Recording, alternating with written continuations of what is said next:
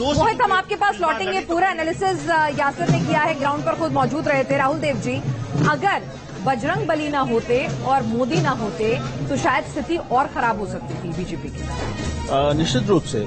हालांकि ये अभी कहना कठिन है कि बजरंग बली के नाम पर जो प्रचार किया बीजेपी ने और प्रधानमंत्री भी उसमें शामिल हुए, उसका फायदा हुआ या नुकसान हुआ।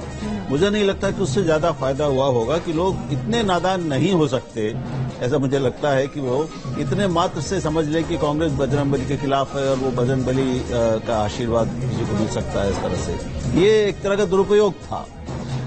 लेकिन निश्चित रूप से अगर नरेंद्र मोदी ने धुआंधार उस तरह का प्रचार नहीं किया होता, लंबे रोड शो लगातार 2 दिन तक नहीं किए होते, तो और हालत खराब हो जाती और जनादेश और ज्यादा तीखा होता, मुझे लगता है जी। तो ये तो हमको मानना ही पड़ेगा कि जहां तक प्रचार का सवाल है, चुनावों में जनता को अपनी उपस्थिति और अपने भाषणों से प्रभावित करने का सवाल है, नरेंद्र मोदी का अभी भी कोई जवाब नहीं है।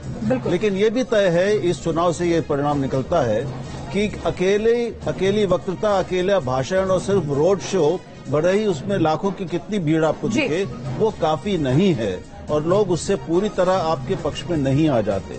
ठीक है, तो एक और दिलचस्प आंकड़े आ रहे हैं, जरा उस पर मैं लखेड़ा जी से प्रतिक्रिया लेना चाहूंगी। लखेड़ा जी, गांव की आप बात करते हैं, आपने कहा ऐसी बहुत सारी स्कीम्स थी जो आम आदमी से जुड़ी हुई, गरीब तबके से, गांव के तबके से जुड़े हुए लोगों के तक आपने पहुंचाई हैं।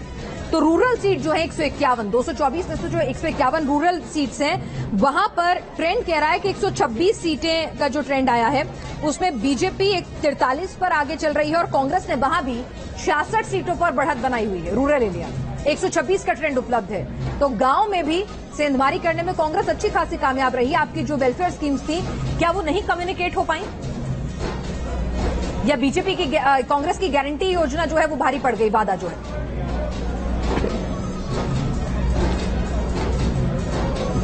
भारतीय जनता पार्टी जनता के पास केवल फ्रीबीज या कोई संकल्प लेके नहीं गई थी।